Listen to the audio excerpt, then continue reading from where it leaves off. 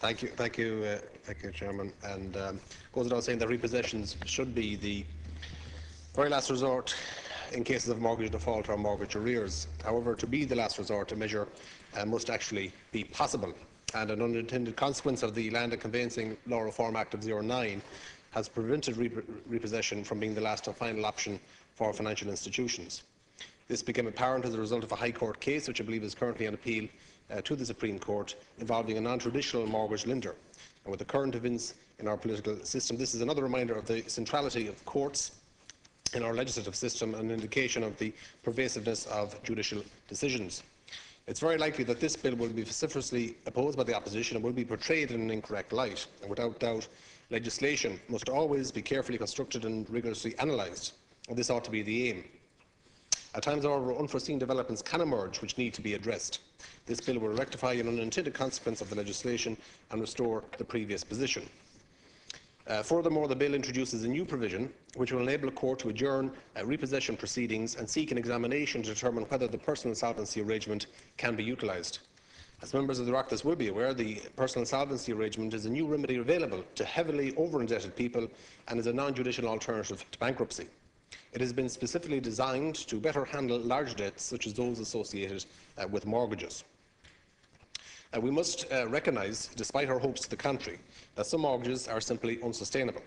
Whether they should have been approved by the financial institution or whether the applicant should have applied for a mortgage in the first place are relevant factors. The unfortunate fact is that some mortgages are unsustainable and will probably never be repaid in full. With this in mind, it's important to consider what will happen if a financial institution is unable by law to seek repossession of a property purchased with a mortgage. And there is a real danger that some unscrupulous people will adopt a laissez-faire attitude towards meeting their financial commitments. This would in turn endanger the stability of the financial institutions and possibly require further interventions and investment at the expense of the taxpayer. The focus of the bill before us today must be the same as that with the personal insolvency legislation, which radically overhauls our personal debt laws. This is to say the emphasis must be on differentiating between those who won't pay and those who cannot pay, which unfortunately there are too many, and in concentrating solutions on those citizens who cannot meet their mortgage repayments but are making genuine efforts to do so.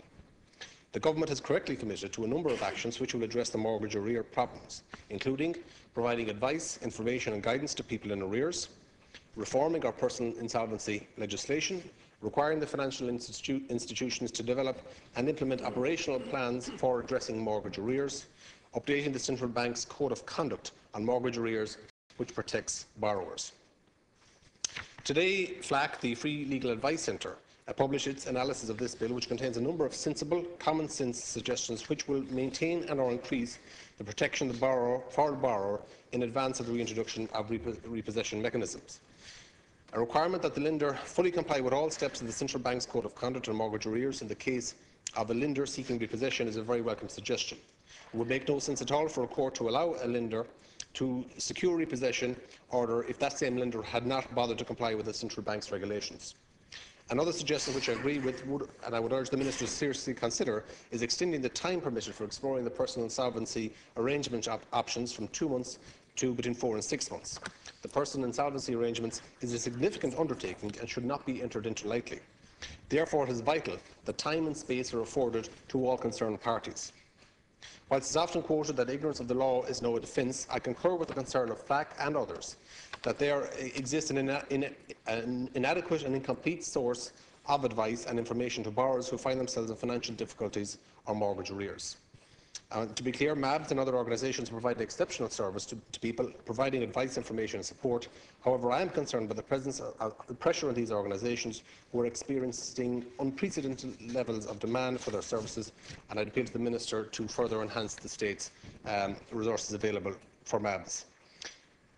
If a person is aware of all the facts, the obligations, the rules, requirements and regulations from the very outset, this will benefit all concerned and will reduce costs, both economic and social, that may arise if financial difficulties emerge.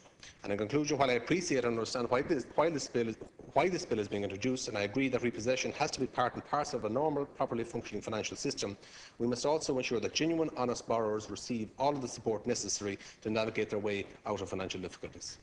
Thank you.